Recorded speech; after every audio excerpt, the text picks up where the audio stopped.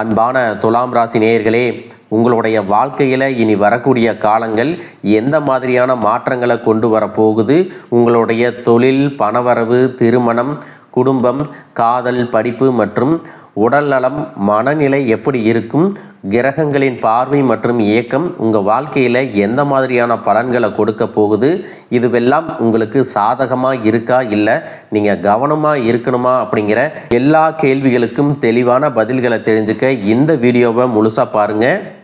உங்கள் எதிரிகளின் சூழ்ச்சிகளை எல்லாம் முறியடித்து ஜெயிப்பதற்கான வழிமுறையை நிச்சயமாக நீங்கள் தெரிஞ்சுக்குவீங்க.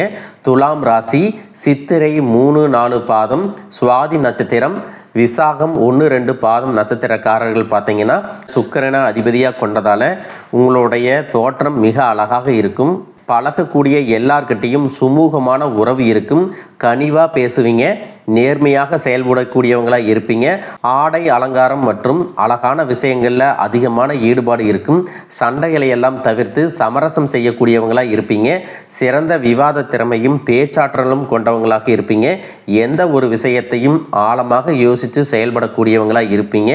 இப்படி எல்லார்கிட்டையும் உண்மையான அன்பு செலுத்தக்கூடிய தூய உள்ளம் கொண்டவங்களாக இருப்பாங்க.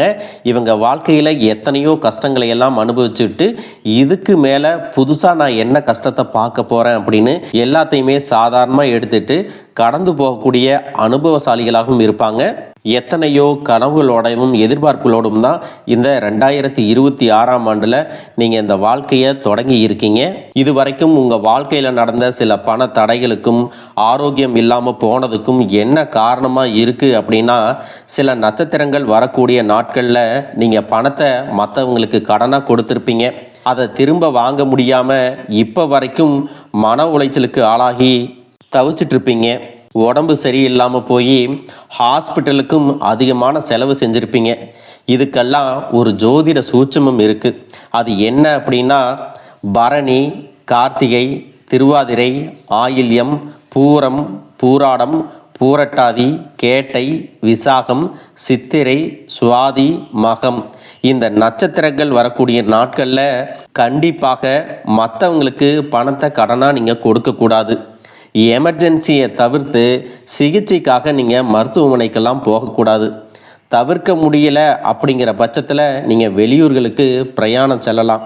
இதை மட்டும் நீங்கள் சரியாக செஞ்சிட்டாலே உங்களுக்கு 70% பிரச்சனைகள் தீர்ந்துடும். கூடவே உங்களுக்கு நல்ல செல்வ வளம் பெருகணும், கடன் பிரச்சனைகள் இருக்கக்கூடாது அப்படின்னா உங்களுடைய வீட்டில் பூஜை அறையை நல்லா சுத்தம் செஞ்சுட்டு தானிய லட்சுமியோடைய புகைப்படத்தை வச்சு நவதானியங்களோட அரிசி, பருப்பு, உப்பு, சர்க்கரை இதையெல்லாம் ஒரு சின்ன மண் கலசத்தில் நிரப்பி வச்சு தினமும் விளக்கேற்றி வழிபாடு செய்யலாம். இதை தினமும் செஞ்சுட்டு வந்தால் உங்களுடைய வீட்டில் என்றைக்குமே உணவு பஞ்சம் இருக்காது, செல்வ வளம் அதிகரிக்கும், உங்களுடைய கடன் சுமை குறையும், விவசாயிகளுக்கு உற்பத்தி அதிகரிக்கும், உங்களுடைய பொருளாதார நிலை உயரும். இந்த மாதத்தினுடைய பிற்பகுதி உங்களுக்கு வெற்றியை கொடுக்கும். வணிகம் சம்பந்தமாக நீங்கள் எடுக்கக்கூடிய முயற்சிகளில் தடைகள் வந்தாலும் உங்களுடைய விடாமுயற்சி மற்றும் புதிய புதிய சிந்தனைகள் காரணமாக அதுவெல்லாம் உங்களுக்கு நல்ல பலன்களை கொடுக்க போகுது. பணம் கொடுக்கல் வாங்கல்ல பார்த்தீங்கன்னா இது வரைக்கும் உங்களுக்கு தடைகள் எல்லாம் இருந்திருக்கும். இந்த மாதத்தின் பிற்பகுதியில் உங்களுக்கு சாதகமான முடிவுகள் கிடைக்கும். கடந்த சில மாதங்களாக பார்த்தீங்கன்னா உங்கள் வாழ்க்கையில் நடந்த சம்பவங்கள், ஏமாற்றங்கள், துரோகங்கள் எல்லாமே உங்களுக்கு மிகப்பெரிய ஒரு அனுபவத்தை கொடுத்து இருந்தாலும் சில விஷயங்களை எல்லாம் இப்போ வரைக்கும் உங்களால் ஜீரணிக்க முடியல. அதனாலேயே நிறைய நேரங்களில் மனசு வெறுத்து போய் இந்த வாழ்க்கையில் இதுக்கு மேலே நான் என்ன கஷ்டப்பட வேண்டி இருக்கு, எனக்கு இந்த வாழ்க்கையே பிடிக்கல அப்படின்னு சொல்லிட்டு இருப்பீங்க. இப்படி ஒரு வாழ்க்கை எனக்கு அமைஞ்சதுக்கு நான் வாழாமையே இருந்திருக்கலாம் அப்படின்னு கூட நெகட்டிவான எண்ணங்கள் உங்க மனசுல வரும். இதுக்கெல்லாம் என்ன காரணம் அப்படின்னு பார்த்தீங்கன்னா, நீங்கள் நினைக்கிறது ஒன்றும் நடக்கிறது ஒன்றுமாக இருந்திருக்கும். நீங்கள் செய்யக்கூடிய ஒவ்வொரு நல்ல விஷயத்தை கெடுக்கிறதுக்கும், உங்கள் முன்னேற்றத்தை தடுக்கிறதுக்கும், உங்களை அவமானப்படுத்துறதுக்கும் இங்கே நிறைய நபர்கள் எல்லாம் முயற்சி பண்ணிட்டு இருக்காங்க. ஆனாலும் அவர்களுடைய சதிகளையும் சூழ்ச்சிகளையும் எல்லாம் தாண்டி இப்போ வரைக்கும் நீங்கள் ஓரளவுக்கு நல்லா இருக்கீங்க அப்படின்னா உங்ககிட்ட இருக்கக்கூடிய நல்ல எண்ணங்களும் கடவுள் பக்தியும் இதுவரைக்கும் நீங்கள் செஞ்ச நல்ல விஷயங்களும் தான் உங்களை காப்பாற்றி ஏமாத்திட்டு இருக்கு. இதுக்கு முன்னாடி நல்ல உறவுகளாகவும் நண்பர்களாகவும் இருந்தவங்களே உங்களுக்கு சில துரோகங்களை எல்லாம் செஞ்சு உங்க வாழ்க்கையை கெடுக்கணும் அப்படின்னு நினைக்கும் போது யார் நல்லவங்க யார் கெட்டவங்க அப்படின்னு தெரியாம எல்லாரையும் சந்தேகப்படுற மாதிரியான ஒரு சூழ்நிலை இருந்திருக்கும். உங்க வாழ்க்கையில நடந்த சில சம்பவங்களுக்கு அப்புறம்தான் சில நபர்கள் எந்த அளவுக்கு பொறாமையோடவும் வன்மத்தோடவும் இருந்திருக்கிறாங்க அப்படிங்கிறத ஓரளவுக்கு புரிஞ்சிருப்பீங்க.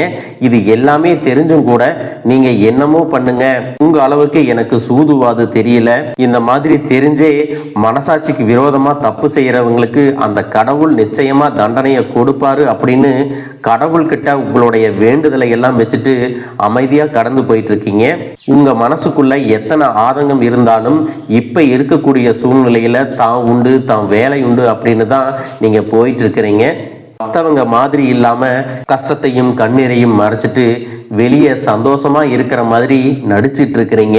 இந்த வாழ்க்கை உங்களை எப்படி புரட்டி போட்டாலும் முடக்கி வச்சாலும் நீங்க எப்பவும் போல சாதாரணமாவே இருக்கிறதால உங்களை சுத்தி இருக்கிறவங்க எல்லாருமே இவங்களுக்கு என்னப்பா ஓஹோன்னு ஜாலியான வாழ்க்கை வாழ்றாங்க அப்படின்னு சொல்லுவாங்க. ஆனா மனசுல நிம்மதி இல்லாம வயிறார சாப்பிட முடியாம நிம்மதியா தூங்க முடியாம எவ்வளவு கஷ்டப்படுறீங்க அப்படிங்கிறது உங்களுக்கு மட்டும்தான் தெரியும். இந்த மாதிரி உங்க வாழ்க்கையில திடீர்னு ஒரு பிரச்சனை அப்பப்போ வந்துட்டு தான் இருக்கு. அதையெல்லாம் எல்லா இடத்துலயும் நீங்க கடந்து வந்துட்டு தான் இருக்கீங்க. இந்த மாதிரி நீங்களா ஏதோ தட்டு தடுமாறி எந்திரிச்சு நிக்கிறப்போ உங்களை குறை சொல்றதுக்குன்னே நிறைய பேர் தேடி வருவாங்க. நீங்க 1000 நல்ல விஷயம் செஞ்சாலும் அதையெல்லாம் பாராட்டி ஒரு வார்த்தை கூட சொல்ல மாட்டாங்க. அதுவே உங்களுக்கு தெரியாம ஒரு தப்பு நடந்துட்டாலோ உங்களுக்கு சம்பந்தமான ஒருவர் தப்பு செஞ்சிட்டாலோ அது இந்த உலகத்துல யாருமே செய்யாத தப்பு மாதிரி குத்தி காட்டிட்டே இருப்பாங்க.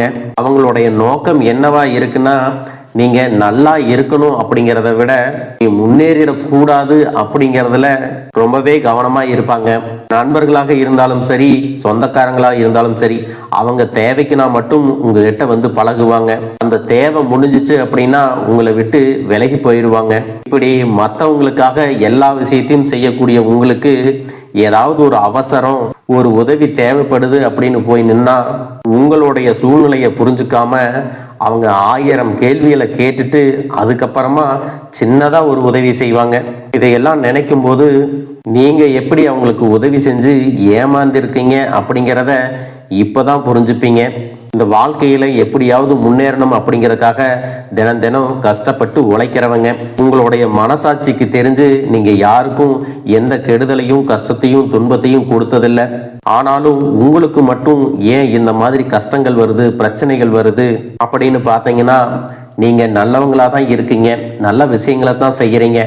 ஆனாலும் உங்களை சுத்தி இருக்கக்கூடிய மனிதர்கள் அந்த மாதிரி நினைக்கிறது இல்ல. நீங்க என்னதான் பிரச்சனைகளை எல்லாம் தவிர்த்துட்டு வந்தாலும் ஏதாவது ஒரு சூழ்நிலையில பிரச்சனையும் கஷ்டமும் உங்களை தேடி வந்துட்டு தான் இருக்கு.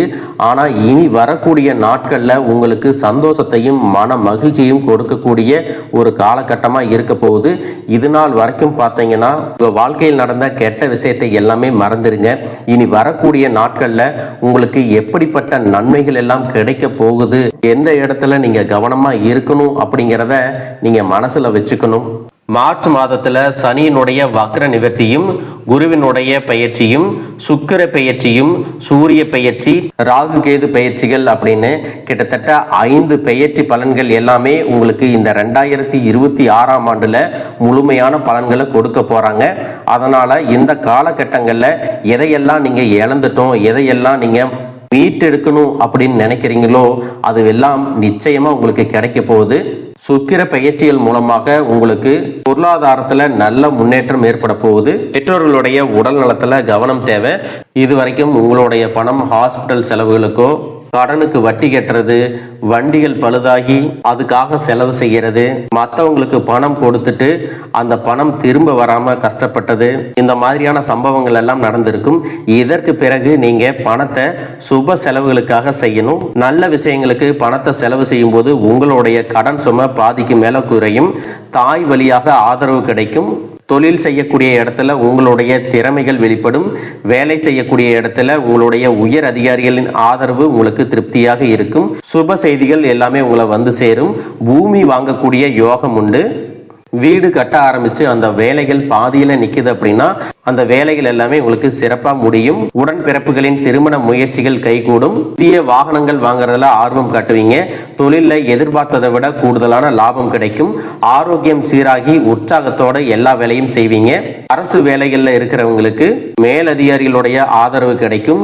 உங்களை விட்டு விலகி சென்ற சொந்தங்கள் எல்லாமே திரும்ப வந்து சேருவாங்க. சகோதர ஒற்றுமை வலுப்படும். நிழல் கிரகங்களான ராகு கேது பயிற்சியில பாத்தீங்கன்னா உங்களுக்கு மறக்க முடியாத சில சம்பவங்கள் எல்லாமே உங்களுடைய வாழ்க்கையில் நடக்கும். இந்த காலத்துல குடும்பத்திலையும் தொழிலையும் நீங்க கூடுதலான கவனத்தை செலுத்தணும். உங்களுடைய கடின உழைப்பால லட்சியத்தை அடையணும் அப்படிங்கறதுக்காக ஒரு பிளான் போட்டு வச்சிருப்பீங்க. அது எல்லாம் உங்களுக்கு கையில கிடைக்கிற நேரத்துல சில தடைகள் வந்து சேரும். அதன் மூலமா பண தடைகள் உங்களுக்கு வரும். அதன் மூலமா உங்களுக்கு பணம் வருவது சில தாமதங்கள் ஏற்படும். வியாபாரத்துல போட்டிகளை எல்லாம் நீங்க சந்திக்க வேண்டியது இருக்கும். குடும்ப உறவுகள்ல நீண்ட காலமாக இருந்த திருமண தடைகள் எல்லாமே நீங்கும். கல்யாண பேச்சு கைகூடும். சின்ன வயசுலேயே கணவன் மனைவி பிரிஞ்சிருக்காங்க அப்படின்னா விவாகரத்து பெற்றதுக்கு அப்புறம் அவங்களுக்கு இரண்டாவது திருமணம் கைகூடக்கூடிய வாய்ப்புகளும் இருக்கு. உறவினர்களோடு இருந்த மனக்கசப்புகள் எல்லாமே மாறும். ஆரோக்கிய தொல்லை உங்களுக்கு அதிகரிக்கும். அரசு வழியில சில சிக்கல்கள் உருவாகும். தன்னம்பிக்கையும் தெய்வ நம்பிக்கையும் அதிகமாக தேவைப்படும். இந்த காலகட்டத்தில் ஆரம்பத்தில் உங்களுடைய வளர்ச்சிக்கு காரணமாக இருந்தவர்களே உங்களுடைய வளர்ச்சியை பார்த்து பொறாமப்பட்டு எதிரிகளாக மாறக்கூடிய சூழ்நிலையும் இருக்கும். இப்படி இன்பமும் துன்பமும் கலந்து வரக்கூடிய உங்களுடைய வாழ்க்கையில உங்களுக்கு நல்ல பலன்கள் கிடைக்கணும் அப்படின்னா வடக்கு நோக்கி இருக்கக்கூடிய அம்பிகையை நீங்க வழிபடலாம். செவ்வாய்க்கிழமைகள்ல துர்க்கை அம்மனை வழிபட்டா நீங்க செய்யக்கூடிய காரியங்கள்ல வெற்றி கிடைக்கும். குடும்ப தலைவிகளுக்கு குடும்ப உறுப்பினர்களாலேயே சில தவறான புரிதல் மற்றும் அளவுக்கு அதிகமான சிந்தனையால மன அழுத்தம் அதிகமாகி உடல் ஆரோக்கியம் பாதிக்கப்படும். உடல் பருமன் அதிகமாகக்கூடிய சூழ்நிலை இருக்கு. சின்ன சின்ன விஷயத்துக்கெல்லாம் கோவப்படுவதை தவிர்த்துக்கணும். இந்த மன அழுத்தத்தை குறைக்கிறதுக்கு ஆன்மீக வழிபாடு அவசியம். தியானம் செய்யறது, யோகா பண்றது, தன்னுடைய உடல் நலம் எவ்வளவு அவசியம் அப்படிங்கிறத சுயமா புரிஞ்சுக்கிறதன் மூலமாக இந்த பிரச்சனைகளை எல்லாம் தவிர்க்கலாம். நீங்க கணவனாக இருந்தாலும் சரி, மனைவியாக இருந்தாலும் சரி, உங்களுடைய வாழ்க்கை துணை மேல அதிகமா அன்பு காட்டுங்க. அவங்க எந்த விஷயத்தை செஞ்சாலும் அதுல இருக்கக்கூடிய நல்ல விஷயத்தை சொல்லி பாராட்டுங்க. சில நேரத்தில் உங்களுக்காகவே அவங்க மெனக்கெட்டு ஏதாவது ஒரு விஷயத்த செய்வாங்க. அந்த விஷயத்தை நீங்க பாராட்டும் பொழுது அன்பு அதிகரிக்கும். அன்பு அதிகரிச்சுன்னா சின்ன சின்ன குறைகள் கூட உங்க ரெண்டு பேருக்குமே தெரியாது. குழந்தைகளுக்காகவும் குடும்பத்திற்காகவும் அதிக முக்கியத்துவம் கொடுத்து நேரத்தை செலவிடுங்க. கணவன் மனைவிக்கிடையே அந்யோன்யம் அதிகரிக்கும். குடும்பத்தில் ஒற்றுமையும் சந்தோஷமும் நீண்ட நாளுக்கு தொடர்ந்து வரும். தொழிலை பொறுத்த வரைக்கும் நீங்க செய்யக்கூடியது சின்ன தொழிலாக இருந்தாலும் சரி, பெரிய தொழிலாக இருந்தாலும் சரி, எதிர்பார்த்த அளவுக்கு லாபம் கிடைக்காம ஒரு மந்தமான சூழ்நிலை இருந்திருக்கும்.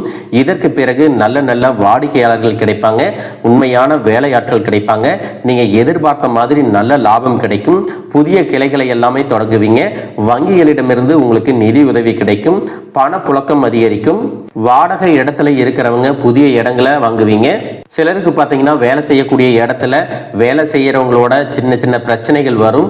செய்யாத தவறுகளுக்கு பழி ஏத்திக்கிற மாதிரி இருக்கும். தெரிஞ்ச சிலர் அவங்களுடைய உழைப்பை திருடுவாங்க. உங்களுடைய திறமைகளுக்கும் உண்மையான உழைப்புக்கும் மதிப்பு கொடுக்க மாட்டாங்க. இதனாலேயே இந்த வேலையில தொடரலாமா இல்ல வேற வேலைக்கு போகலாமா அப்படின்னு ரெண்டு விதமான மனநிலை இருந்துட்டு இருக்கும். இந்த மாதிரியான குழப்பமான சூழ்நிலையில அவசரப்பட்டு எந்த முடிவுகளையும் எடுக்காம நிதானமா யோசிச்சு முடிவுகளை எடுக்கும் போது அதுவெல்லாம் உங்களுக்கு நல்ல பலன்களை கொடுக்கும். அரசு வேலைகள் மற்றும் போட்டித் தேர்வுகளுக்கு படிச்சுட்டு இருக்கிறவங்களுக்கு உங்களுடைய விடாமுயற்சி மற்றும் கவனச்சிதறல் இல்லாம தொடர்ச்சியாக பயிற்சி செய்யும் பொழுது இந்த 2026ஆம் ஆண்டுல நிச்சயமாக அரசு வேலை கிடைக்க போகுது. உங்களை பொறுத்த வரைக்கும் நீங்க தனியாக இருக்கும்போது சாதாரணமாக தான் இருப்பீங்க. உங்களுடைய சிந்தனை எல்லாமே நல்ல விதமாக தான் இருக்கும். ஆனால் உங்களுடைய சேர்க்கை மற்றும் தவறான நண்பர்களுடைய சேர்க்கை வந்துச்சுன்னா தேவையில்லாத போதை பழக்கத்திற்கு அடிமையாகிறதும், கஷ்டப்பட்டு உழைச்சு சம்பாதிச்ச பணத்தை தவறான இடங்கள்ல முதலீடு செஞ்சு ஏமாறக்கூடிய வாய்ப்புகளும் அதிகமாக இருக்கு. அதனால நண்பர்களை தேர்ந்தெடுக்கும் பொழுது உங்களுக்கு கூடுதலான கவனம் ரொம்பவே முக்கியம். புதிய தொழில் மற்றும் முதலீடுகள் செய்யும் பொழுது அது நல்லதா கெட்டதா அப்படின்னு எல்லா இடத்துலையும் ஆராய்ஞ்சு பார்த்து முடிவெடுப்பது உங்களுக்கு நல்ல பலன்களை கொடுக்கும். என்னதான் உங்களை வீழ்த்தணும், உங்களை தோற்கடிக்கணும், உங்களை கெடுக்கணும் அப்படின்னு எத்தனை பேர் முயற்சி செஞ்சாலும் அந்த முயற்சிகளை எல்லாம் தோற்கடிப்பீங்க. அவங்கள நீங்க ஜெயிச்சு வருவீங்க. போலியான உறவுகள் மற்றும் விரும்பத்தகாத நபர்கள் உங்களை விட்டு விலகி போவாங்க. புதிய நண்பர்களுடைய சேர்க்கை உங்களுக்கு ஆறுதலை கொடுக்கும். இந்த மாதிரி புதுவிதமான மாற்றங்கள் எல்லாமே உங்க வாழ்க்கையில நடக்க போகுது. இந்த மாற்றங்கள் எல்லாமே உங்களை புது மனுஷனா, மிகப்பெரிய வெற்றியாளரா, ஒரு சாதனையாளரா மாத்த காலம் தயாரா இருக்குது. நல்ல விஷயங்களை மட்டும் செய்யுங்க, உங்களுக்கு நல்லதே நடக்கும். வாழ்க வளமுடன், வாழ்க பல்லாண்டு.